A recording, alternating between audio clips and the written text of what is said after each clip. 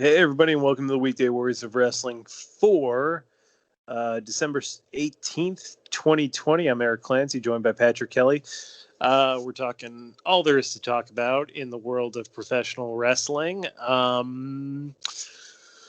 Where should we start, Pat? Actually, you know what? I know where we should start. This kind of got talked about on a lot on Tuesday, and we're a few days past that, but I think it's worth talking about. AEW last week's AEW beat this week's Monday Night Raw in the key demographic. Yeah, and apparently from what I'm hearing, USA's not happy about it. It kind of plays off what you mentioned last week where USA paid a lot more money for their demo numbers than TNT paid for theirs. $200 million a year, right? Something along those lines, yeah. Yeah. Yeah, so when I hear that USA's not happy, and that news kind of broke today, it's like, yeah, I can imagine they're not very happy about that. Yeah, here's the I don't know if anyone actually I think most fans realize this, but I don't I'm not to say I don't think, but I know because I of course I know because I've seen them do their fixes every time they do a fix. Vince McMahon and the WWE, or maybe the WWE does, but Vince McMahon has no idea how to fix this because he's done this for so long. He's done it bad. He's done it poorly for so long that he doesn't know any other way than what he's currently doing. Because when Vince has an idea, like Vince's ideas, if we go back, like most recently it was Raw, Underground, and Retribution.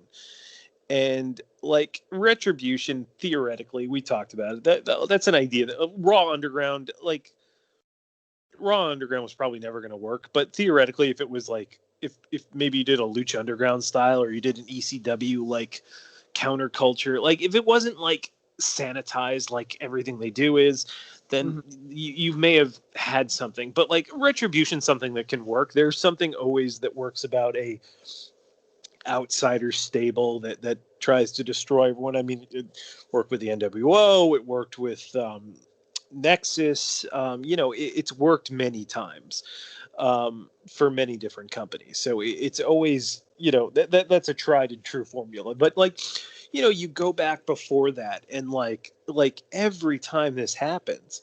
And this is the worst. This is by far the worst because I mean, they're like most of the time when the ratings go down, people will say, and rightfully, people will say, well, you know what? The numbers are down, but it's still number 1, 2, or 3 or whatever on the chart for the night, except for football, which of course, nothing's going to beat football. That's fine. That's not the case anymore. And if you have been following this trend for the past 2 and 3 years, and Patrick and I have, and we've talked about this, and I think we really called it out at the, what was the WrestleMania with when like Austin and Michaels and Foley came out and they like beat up the New Day in the League of Nations? That was the Texas 32. One, right? 32? That was 32. Yeah. Yeah. Or Dallas Star. Yeah. We started talking about it then, where they were like, you're like not building any new stars for the future. There's going to be diminishing returns on these old guys. Yada yada yada yada. And you would see the numbers go down every single year, and it really started like hard in 2015. But you see the numbers go down every year, and they're like, oh well, everyone's numbers are going down. That's true, but the WWE's percentage is going down higher than anyone else's. It's going down higher than normal TV. We talked about last week. AEW is going up. I mean, AEW had that 0.45 last week, which is huge, and this week, they had a 0.32, which is down massively. But if you look at it year over year, it's up. It's up. Last year, they lost to NXT. That was the one time they lost to NXT in the demo. I think it was like 27-24. I don't even think it was that high. It was. But the point is, they're up year over year. And like television shows generally don't do that. Not in this environment of cord cutting. So you can see that this was going to happen because they're bleeding viewers at a rate that's higher than the normal rate of television. And eventually, what you're going to see is if one company's going up and the other's going down and other shows aren't going down as hard, they're going to fall out of those spots. And USA, I mean, USA is always going to be beholden to WWE because they have no other shows. They have nothing there. So, like, but if you're still paying $200 million a year, you probably want to get better numbers than the company that's getting $45 million a year, you know? So, yeah, exactly. Yeah. And it's just like, the fact is, whenever this happens, and it happens all the time, like last year, or I think it was last year, right, Patrick, when we became the authority, you and I and all the fans. Yes. Yes. I think it was 2 years ago. Was it 2 years ago? I think so, yeah. Yeah, you're right, because it was before the Seth Rollins thing. Yeah. Yeah, so that was the big last time it happened. And then before that, they had they had the wild card rule. Maybe the wild card rule was after that, but you know, I mean, I remember in 2011 they were like, we need a big thing, and the big thing that actually worked for a very short time until they ruined it was the Summer of Punk storyline, and that actually led to upticking. But the year before that, it was the Nexus storyline. Vince always wants like a big summer storyline to kick things going, because generally like ratings will go down then, and he'll want to keep them up so that when football comes in the fall, that they have at least a base to keep them steady. But they do this all the time. He has no idea what he's doing because he would have done it already. And like, I don't mean to be an old fogey. I'm not trying to be Jim Cornette, because some things Jim says are correct and some are just hopelessly outdated. But like the show, I say it all the time. It's Kevin Nash's quote. It's not Monday Night Raw. It's Monday Night Canned. It's the most sterilized, sanitized, not live, not living, breathing, organic show you can possibly see. It's the Muppets. It's Saturday Night Live. I say that as somebody who loves the Muppets, who loves Saturday Night Live, but the way they do backstage segments, the way the corporate speak goes, like, it's the entire presentation, and it turns off everybody that watches it. Like, you know, like apparently Vince doesn't, I mean, I know he cares, but like, you know, he gets on these earnings calls and he's like, well, you know, I mean, the ratings are what the ratings are. Are they? Well, how come NXT hasn't flatlined that much? How come AEW is gaining viewers? Like it's, if you put on a good product, people will enjoy it. And like you and I have said it, like, it takes a while for a good product to reflect it in the ratings. AEW has had a great product, I would say, Patrick, since January. I think they, like, since January, like, there are shows that like are like meh, but like they have their shows that hit it out of the park. Like, they've been great, and it's reflecting in their ratings now because they have a solid foundation. We talk about this all the time. 1997 WWF, after WrestleMania 13, after the the Germany Raw, which was like had a terrible rating at the time. I mean, they kill for that rating now, but you know, they're like, we got to fix this, and they went in their direction. And I would argue that Raw from April '97 until December was a much better show than WCW.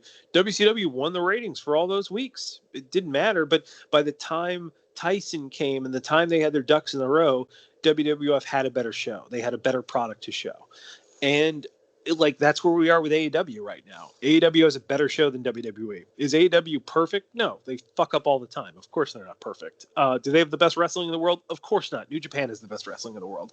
But do they have the best television show right now? Yeah, they do. And WWE does not. And it's that simple. And that includes NXT. Because, and I know people are like, you know, and NXT in a lot of cases has better, like, quote unquote wrestling. But I'll say it again, wrestling does not drive success in the wrestling industry. Like, it needs to be good. Like, we've talked about this in the past. It needs to be good, but like, you need characters, you need storylines, you need engaging episodes of television. And WWE does not have that right now. WWE has not had that for many, many, many, many years. And it's their entire presentation. Yeah, they always get into these periods where they'll stumble onto a good idea, like the Summer of Punk and, you know, things like the Daniel Bryan thing, like the Shield. and they'll stumble onto these really good ideas, and then they WWE-ize it and ruin it. Like the Summer of Punk, it's like, oh, this is great. And then they brought Punk back too soon. And then they brought Kevin Nash on board, and somehow the whole thing morphed into a Triple H. And then they had Punk lose to everyone, and then they had Triple H siphon off of it, and then they, it's all that stuff that goes into it. Yeah, absolutely. And it's a mess every single time. And I think, after years and years and years of this, even the most diehard of WWE fans have got to be thinking, why am I watching this? Like, Patrick, you've known me for 16, 15, 17 years at this point. Like I've always been a WWE guy. I'm from New York initially. I'm a Northeast guy. I was always a WWE guy over WCW, over ECW, over anything. Like I was always a WWE guy. I would always err to their side. But there becomes a point where you can't and I could talk WWE history with the best of them. Like my 1997 WWF is to me the greatest year of professional wrestling ever. It's amazing. But there becomes a point where you just have to acknowledge reality, and Vince took this in a direction where it turns off people and they don't like it, and it comes off as phony to them. And I mean, all you can take a look at is the slow deterioration of the audience of American pro wrestling over the past 22 years. And you look at the audience AEW had, you look at the audience TNA was able to get, there's wrestling fans out there, but they're not watching this product. And also now that AEW comes out, oh wow, WWE's losing audience even faster. Oh, I wonder why. There was only Coke for many years, and then Pepsi comes out, and oh my goodness, we've lost some market share. What do you think happened? I can't imagine if you liked movies, but there was only one movie studio and they only did one kind of movie. You wouldn't say, oh boy, I'm not going to go to the movies anymore. You'd go and you'd be like, fuck, I wish somebody else would make movies because I really like them, but this is terrible. And then somebody else comes out and the other movie studio is like, well, hey, what the fuck's going on? We lost all these viewers. Where did people go? I don't understand it. Because people fucking like wrestling. Wrestling's been an institution in America since 1910. People like it. It's part of our heritage. It's along with jazz and American football. It's one of America's true inventions. So people like it. And Vince has done a fantastic job of turning people off of it for the past 25 years. Yeah, and it really goes back to when he won the Monday Night Wars, and we've made this point before, but he won the wars, WCW was no longer in the way, and I can go back to doing whatever the hell I want. And, I would argue that what we're seeing now and what we've been seeing the last few years is actually worse than what we saw in '95, which everybody says was the worst. I agree. Yes, 100%. Yeah, they say that '95 is the worst year in WWE history, and I can see why people say that when you look at some of the creative. But you know what '95 did? You had some people, whether it be even Diesel, but Undertaker, Brett, Shawn Michaels, that injected their own personality into whatever it was they were doing, even if it was crap. And you had stupid things like Bret Hart feuding with an evil pirate and an evil dentist. I mean, but that match was awesome. Yeah, exactly. And they knew how to make things matter. If you watch the Raws from that period, there was at least a basic structure of a traditional wrestling show that worked. And it's also, I will argue people forget about this. They forget about it all the time because it's one of those things where people are like, oh, 95 is the low point financially and creatively for WWF, because I think they've heard people say that, so they repeat it. But go back and watch September to late November WWF, Raw. It's fantastic. That time period is great, and I'll tell you why. Bill Watts came in, and say what you want about Bill Watts, he's dated, he's racist, he's there's problems with him. I'm not going to have a problem with there, but Bill Watts, as far as my money gets how to sell professional wrestling. You need strong heels. You need to build sympathy for the baby faces. You need to end episodes on cliffhangers. Like, I'm all for that. Like, I'm totally into like Mid-South Southern style booking. And he did that. And like, Vince tried to hamper him, and every second he got, he was like, "We can't end this show with." There's an episode where I think it's Diesel, Shawn Michaels, Undertaker. All I don't think Brett's there. I think it's just those three, and and they get six-man tag where Taker gets his face broken. Yeah, and it's like Douglas, Mabel, and Bulldog, and maybe Owen and Yoko or something. Something like that. Like they all just beat down the faces, and like, yeah, Undertaker's face gets broken, and Shawn and Diesel are down, and like, and it's awesome. And that was supposed to be the end of the show, and Vince is like, no, it's a babyface town. We can't do that. So they put it at the beginning of the show, and like, I mean, it hurts the show. Like, it would be much better if they ended with that, but like, it's still a killer angle. And like, you've got great stuff during that time period. You've got a very cool Razor and 1-2-3 Kid storyline where Kid turns. Like, you got some really good stuff then. So like, as Patrick is saying here, like, a 95, like, while there was bad stuff in 95, it was still structured like a professional wrestling company should be. Like, WWE is not structured like a professional wrestling company. Like, you don't burn through 800 matches and have 9 million rematches in a row all the time. You don't have like guys just lose to everyone because you have no plans for them. They just float around aimlessly doing fucking skits all the time. Like, that's not a pro wrestling company. That's a bad sketch comedy company is what you're doing. And like, which they're bad at, by the way. That's the other thing. They're really bad at it. Yeah, if you're trying to be SNL, okay, let's pretend that that's a good idea to present professional wrestling, which it's not. But let's say that it is.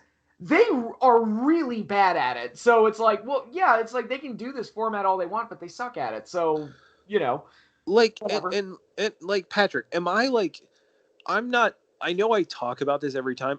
Am I like insane, or like, am I going too hard on how unrealistic and phony the backstage and invisible camera segments are? Like, no, not at all. Not at all. I've had the same problem with them for years. Because I say it all the time, and I feel like some people are like, "Oh, I think it's just because they're not pushing this guy and that guy." I'm like, do you watch these things? Like, do you like, and they do the weirdest shit. Like, I don't know if they do it anymore because I haven't watched like main roster WWE television shows in forever. But like, for years upon years, this is what would happen. Randy Orton, how do you feel about this? Yada, yada, yada, blah, blah, blah, blah. Okay, Randy Orton, thanks. See you later. Camera holds on Randy Orton for 6 seconds. It's the weirdest thing. And the person just stands there and they just hold forever. Like it's just weird to me. Why don't you just cut immediately? Why don't you do what you do for a sideline interview in the NFL? Like, hey, Tom, how do you feel? You just beat this team. Well, we went out there, we tried our hardest. Blah, blah, blah, blah. Okay, thanks, Tom. End. That's it. Like, why? Who decided that? Who thought that any of that? Like, I just don't understand what goes through their heads. Well, it's like he wants to hold on them, and this is a Vince thing. He wants to hold on them so you know what they're thinking at that. Is that true? Are you being funny, or is that true? I'm just assuming. I don't know. Oh, like, yeah, I'm sure it's like some dumb thing where they're like, it's like, oh, this is a Vince thing, like a local medical facility, or like, but fucking come on, like, why are those decisions made? I just don't understand it. There's so many it's amazing. They have the best talent in wrestling. They have the best wrestlers, and it's just like they have the best talkers, and they're just like, we're just gonna make this suck. Like, and God, I hear Meltzer all the time say, he's like, you just need to jump on a hot storyline or come to the next Austin or Rock. I'm like, fuck you, man. If Austin or Rock came up today, they would do nothing. Steve Austin happened. Like, here's what people forget. Like, Austin and Rock were on these shows and nothing happened. Like, Austin was on as the sheriff and it was terrible. Austin was on in like 2001 and 2002 and it wasn't good. Like, people act like, well, if you have these guys, it's like fine. I'm like, eventually, no. Eventually, the environment is like garbage. Like, Peyton Manning can be the best player in the world if you have him stand in like a fucking pool. Like, he can't play football as effectively as he might otherwise, you know? Look, I think Peyton Manning should be doing the run option every play. That would be the best way to present him. That's like the type of decisions that you do when you have an Austin or a Rock show up and they're just doing this mindless dribble. That doesn't help anybody. Well, that's the thing we talked about with Sting a few weeks ago. Like, when WWE brings on like Austin or Rock or whoever, it's just like, here they are, look at them, and then see you later. And like, there's no story to it. It's just, here's a wrestler existing, and it's like, it like, what am I doing?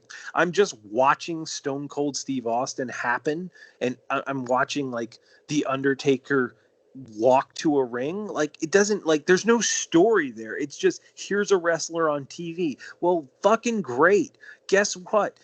This podcast is on YouTube.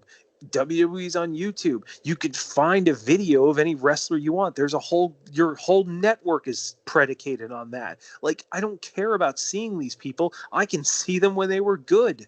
You know, like I can get the network for $9.99. Yeah, there was a great like thing like years ago. I want to say it was like 15 or 16, and it was at the Barclays Center, and it was on Raw, I think, actually. And Rusev came out, and then The Rock came out, and he just like made fun of Rusev, and he did this thing, and then he like rock bottomed him, and that was it. And then you didn't see The Rock the next week. And I said on our show, on Talk Show at the time, I was like, wouldn't it be better if like Rock did his stuff and then Rusev just like kicked him in the throat and put him in the Accolade and beat the shit out of him? Like, wouldn't that be better? Because then you're first of all, people will say, well, holy shit, who's that guy that beat up The Rock? And they'll go, oh, that's Rusev. And they're like, Rusev? And then you've theoretically put a spotlight on somebody else, and you've also told a story. It's not just like, here's The Rock and here's that thing that he does. Do you want to see him do it here? You can go on the network or YouTube and see him do it other times, but here he's doing it again. The thing, enjoy it. Like, it's just like, there's never a story with it. And if Rock's just going to show up and do his animatronic, song, dog and pony show song and dance routine, it's like, why is Rusev the guy that's being put in that? Wouldn't it be somebody like, I don't know, isn't that what Heath Slater was for, basically? It's like, he's just there to lose to people, or someone who's like really, really low on the totem pole like that. Why would you give that spot to somebody who you've invested money and time into? Yeah. So now Vince, apparently, from what we're understanding, is he's looking for outside the box ideas, and I cannot wait to see what those are going to be. Hulk Hogan will be the general manager of Raw. Yeah, it's always a GM. Yeah, it's a GM idea. Or it's like, we're going to shake things up with a good old-fashioned draft lottery. What the fuck is a draft lottery? Like, you're either, oh, God, I don't know. Anyway, yeah, so that was the big news. You could have knocked me over with a feather.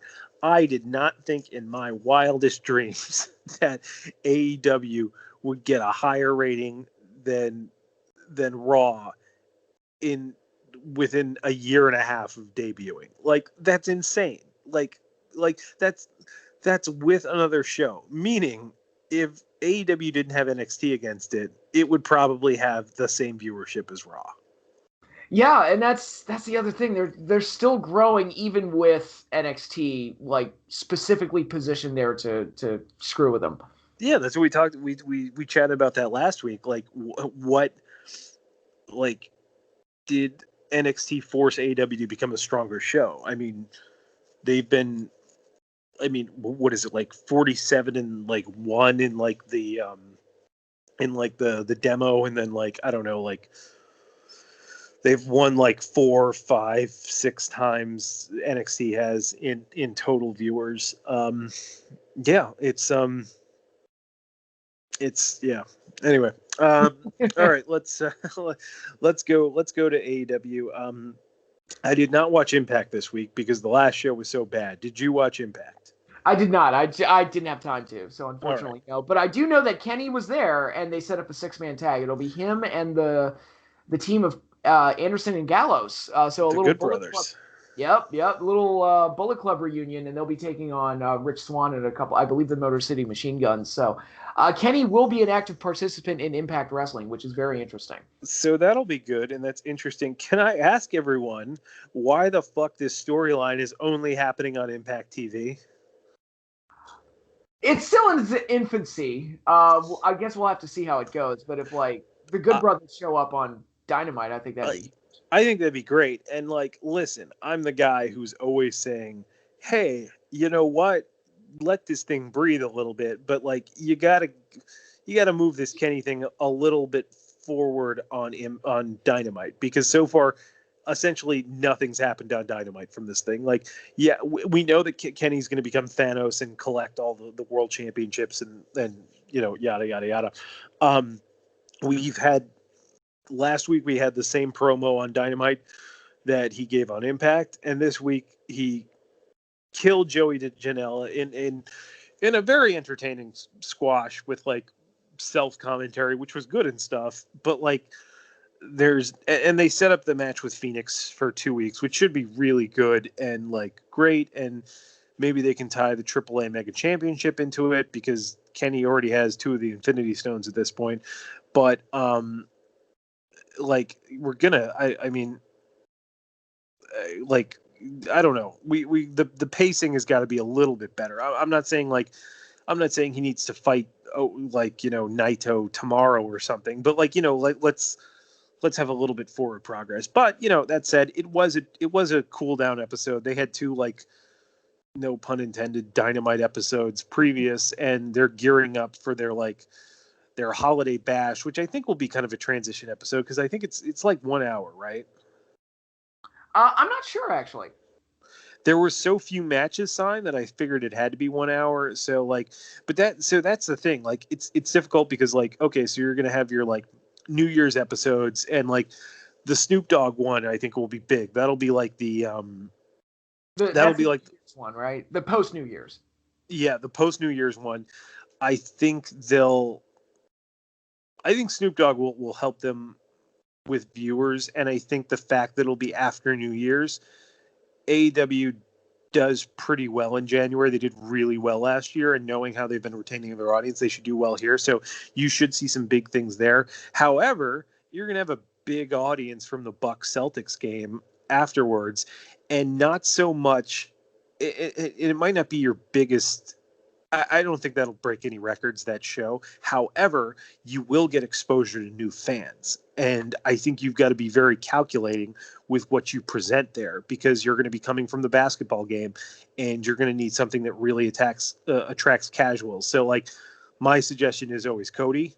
I think that's like, or Jericho or MJF or something like that, or Moxley, in like an opening segment situation. I mean, if you want to do, I think you have either 2 things you can do in those situations. You either start off with a hot match, just go right into it, or you have a hot angle, like somebody's attacked at the beginning of the show, something that gives it that like kinetic feel. I think that could be cool. But like, once again, it's like, I think it could be like an hour episode, so it could be just this transition thing. And if you're hoping people just stick around just because you have wrestling matches happening, I think you need to be more calculating about that. Yeah, it's always, we say it time and time again, it's always the story that drives and draws. It's always that. It's always the what's coming next, where is this going? That's always been the major appeal of pro wrestling. And that's been the case since before I was watching it, and decades before I was watching it. And yeah, well, during Monday Night Wars.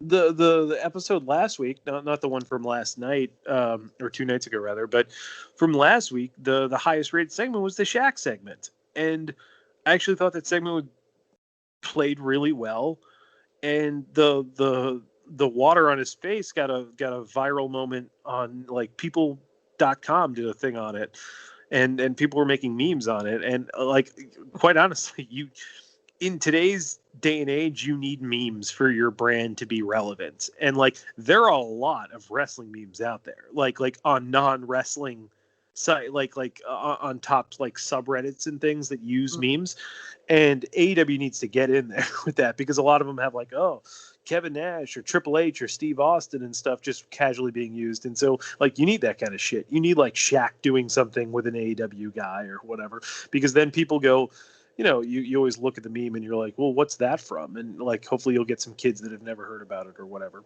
So Have you seen The Last Dance yet? I'm watching it.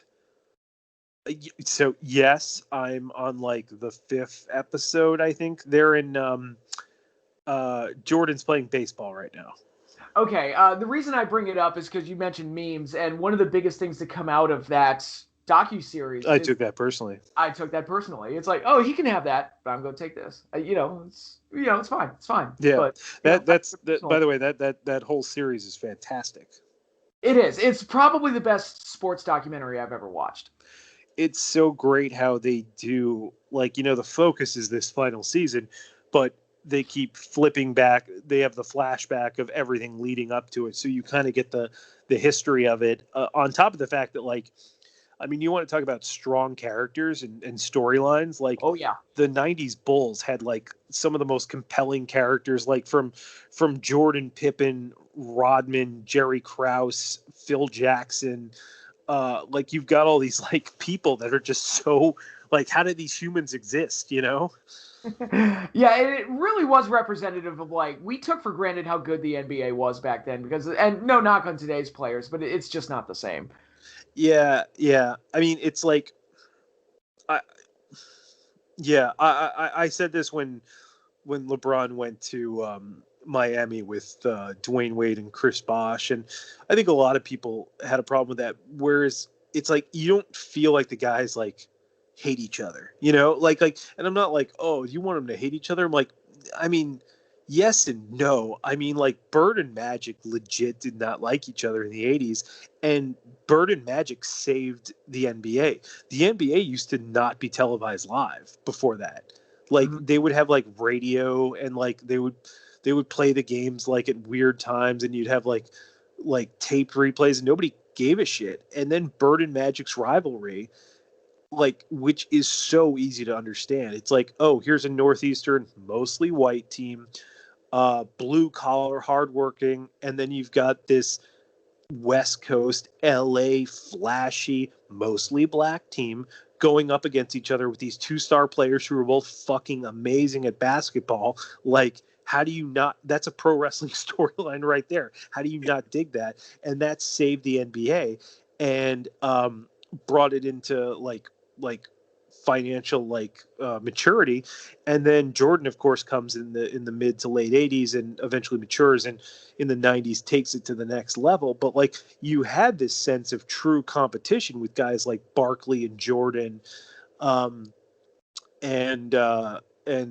Clyde, and a lot of these, and Karl Malone, and these players. Whereas, you know, nowadays a lot of times you don't get that. I mean, that, like, in the NFL, Brady and Manning, like, you got the sense that they did not like each other. You know, like, that shit drives like people like Shawn Michaels and Bret Hart.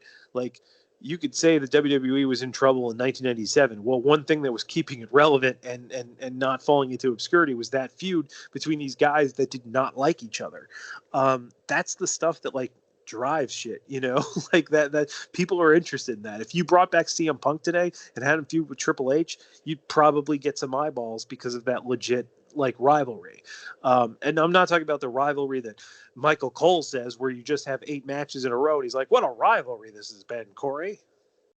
Yeah, exactly. Well, because everybody on the planet has listened to that podcast, so if Punk showed up tomorrow and started feuding with Triple H, it would instantly be the most interesting thing that WWE's doing, because it's like, oh shit, are they going to shoot on each other? This is going to be great. So how, I know we talk about this all the time, but at what point does Vince call Punk or Brock or someone? I would be shocked if he hasn't already done it. So I think Brock is much more likely, obviously. But I don't know. He seems so against with Punk, but, you know, there's wrestling, never say never, yada yada yada, all the disclaimer stuff we have to go through. But I mean, uh, you really wonder if, like, first of all, I'm convinced CM Punk will only work for WWE. Like, he puts on such a hard game, but he is a WWE mark through and through, it seems, because like he only seems to talk about it. He whatever. But if I'm Tony Khan, and I talked about this before All Out, like, I just like I give it a shot. I throw money at Brock Lesnar because I do two things there. So Gerald Briscoe said, "Hey, Brock Lesnar will, he'll probably have Vince match the offer." So number one, you do one of two things. One, you get Brock Lesnar if he accepts the deal.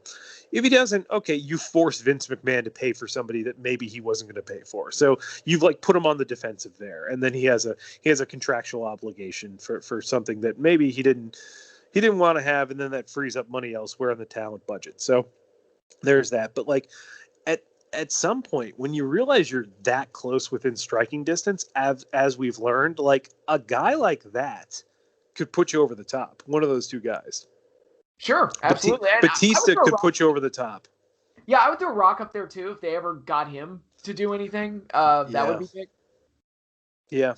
I mean, I think Rock's like a little bit too out of grasp at this point. Yeah, but like, yeah. I mean, and that's the thing. I always thought about that with TNA. Like, people are like, well, why isn't TNA succeeding against WWE? They keep signing these stars. And it's just like, give me a goddamn break. Like, the equivalent to, and TNA could have, I mean, they couldn't have because they were stupid. But like, theoretically, another promotion could have signed The Rock at some point in like 06 or 07, because WWE, because of Triple H, let the contract lapse because they were pissed off at him. There was bad blood there.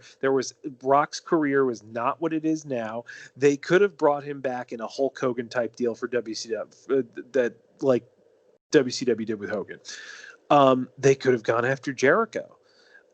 Because Rock and Jericho would have been like the Hogan Macho type, like, characters that they could have gotten, but they were like going after guys. They would get like Christian, who I love Christian, and Christian actually made a difference for them. But like, like that was their Hogan, and Christian's not a Hogan or a Rock. They got a guy like Angle who did move the needle. Sting did move the needle, but like it wasn't like with WCW. Like, if you look at the stars that both sides have, in 1995, look at around September 95. On WCW side, you have Ric Flair, Hulk Hogan, Sting, Macho Man, Lex Luger, the Giant. And I know the Giant hadn't even really wrestled, but he was such a big deal that you can count him on that level. And they booked him exceptionally well. Yeah. So you had six guys there on WCW side, 6 legit stars. Then you go to WWF, you had Bret Hart, you had The Undertaker, you had Shawn Michaels, you had Diesel, you had Razor Ramon, and I don't know, maybe like Sid. I mean, he left by that point, but like, I mean, you pretty much have 6 and 6 on both sides. It's pretty even, actually. And if you look at those like top stars as like commodities, and you get into like, you look at when WCW starts taking over, look at how many WWF has at that point. They have 2. They have Shawn Michaels and The Undertaker. Bret left. WCW took Hall and Nash, and Sid was gone at that point. And Warrior was gone at that point too. So it's like, and that's the thing. There are less free agent stars out there. And I mean, if you look at the guys that they're like old, they can't really wrestle as well. But like, you do have to make a splash at some point. And like, the white whales that are out there, if you're a wrestling company, are like, from an American standpoint, are like Punk, Brock, I guess Batista, like, to a point. Yeah, I mean, unless you're gonna like, and I guess unless you get like Okada or something, and I don't see him ever leaving New Japan. Yeah, there's just not that many guys out there, I'm gonna throw a name out there, and this is never going to happen, and it's purely a hypothetical. because I don't think he'll ever go against WWE in the wrestling world. But what about John Cena? I've thought about it a lot, and I think it's an interesting one. I agree with you. I think it's an interesting hypothetical. I have to believe that he's like, I'm loyal to Vince McMahon, yada yada. Like he's one of those guys. Um, I he's doing a show. He's hosting something on TBS. I can't remember what it is. It's like Wipeout or something. Mm-hmm. I think like I think they redid Wipeout. And he's hosting it on TBS. I mean, if I'm Tony Khan, I like head to those upfronts and I have a chat and like see where someone's head is at, because I think that would be a huge move. Because as much as I hate John Cena as a character because he's awful, by the way, Patrick and I are talking from a financial standpoint, not a creative standpoint, with this whole conversation. Yeah. But like he would like, I mean, you know, my parents know who John Cena is. I mean, like, and that's the thing. John Cena is a huge star now. Like, there's no disputing that. It's my point has always been, well, you know, how much capital went into John Cena that could have been into other guys to get him to that point. You know, like if Alex Riley is working with Shawn Michaels, Triple H, The Undertaker, Batista, Brock Lesnar, Randy Orton, XXX, all these other guys for 10 years, he might get better. You know, he might learn how to be a star in that time period. So it's just like, it's like, all right, I mean, sure. Like he is now. He's a good wrestler and he's a big star. It just took $1 billion company pushing every single thing behind him for 9 years to get him there. Like, you know, like who else wouldn't have gotten there? I'm not saying like, you know, like Rich Swann or like Heath Slater or like, you know, Justin Gabriel would have been that huge star, but like maybe Punk would have, you know, maybe you know, maybe Riley could, like, I don't know, I'm throwing shit out here, but like I'm just saying, like, you know, that's not many people are afforded that opportunity.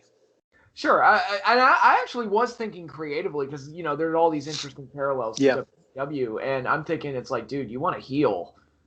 The John Cena heel run we never got in WWE. He would be the Yeah. biggest heel on the planet if he went to AEW. Like Yeah. instantly. Everyone would hate him. Yeah, he could be like he could represent WWE, and like, yeah, I think that is a very cool idea.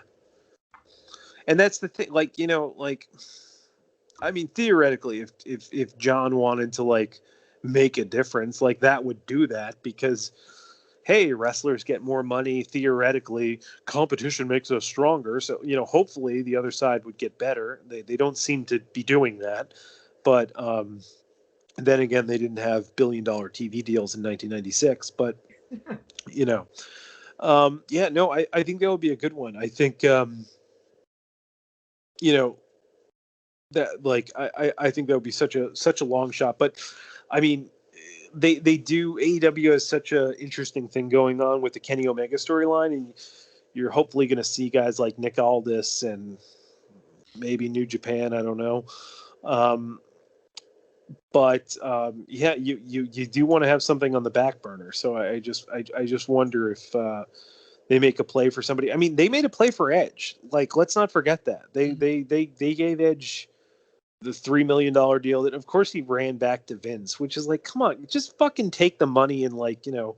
I mean, I guess, you know, you're trying to negotiate, so it's fine. But like, they made a play for Edge, so like they're looking at these guys.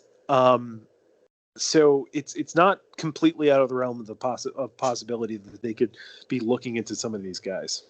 Yeah, and it's funny you bring up Nick Aldis because there's a guy who's kind of a dark horse who I think is way better than his current position in the world of wrestling currently indicates. Yes, he's the NWA World Heavyweight Champion, but the NWA operates off of YouTube right now. And it's like there's a guy that would be a great presence on a mainstream wrestling TV show. And if this Omega thing is like the gateway to him getting that opportunity, that would be great. Yeah, I mean, he's his performances on NWA Power, like you know, that first season was like, were fantastic. fantastic. Like that's a guy that you could throw in like in a Ric Flair role, and he was really very like Nick Bockwinkel-esque, but like just such an old school champion, that a guy who gets it. Like I mean, we can make fun of like, oh, NWA has like 100,000 viewers compared to like WWE and stuff, but like I mean, NWA like makes you care about the results, and like they're attempting in the same way that AEW and New Japan do, care about what's happening there, because if you don't give a shit about any of it, then it's people jumping around in their underwear and doing acrobatics and shit, and like, what are you even watching, you know? Like, I guess Vince would say the athleticism, but you know. Well, if I wanted just that, I could watch a Gymkhana event. A what? Gymkhana. They're like this. They came to my high school once, and I think they're still around. But they do like these acrobatic, like gymnastics type stuff. I'm gonna Google Gymkhana now. Oh, totally. Well, that yawn means it's quitting time. Anything else that we missed? I mean, we really focused on ratings pretty much the entire episode, but anything else? Well, the chart says. Yeah. But no, I think we're good. TLC, I think, is coming up, but you pretty much just lined it up. It's just people bouncing off of stuff, and Are you ready for the Firefly Inferno match? I'm totally ready for that. I am totally on board with that. So what are they going to do? Are they going to do an Inferno match, but it's like at the Firefly Funhouse? So I feel like it's going to be like cinematic, right? I mean, can it be worse than the House of Horrors match? I don't know if anything could be worse than that. Remember how everybody hated cinematic matches, and then they just decided they liked them like last year? Well, I think after COVID, I think the cinematic just kind of got their "here's our time to shine, boys" moment, where it's like, we're not having a match inside of an empty gym. Great, this is so much cooler. This is it, guys. This is our chance. Where the cinematic match rules forever. My favorite part was the spooky tractor that moved on its own. Oh. Had a very Ed Wood quality to it. It's nice. Yeah. Oh, Jesus. All right. All right. So next week's Christmas. So I don't know if we'll see you next week, but we might see you next week. Who knows? But everybody, thank you for listening. As always, like, subscribe. Please comment if you thought we were full of shit, or if you thought we were great, or anywhere in between. Just let us know how you're feeling. Always love to hear from you. But for myself and my partner, Mr. Patrick Kelly, we are signing off.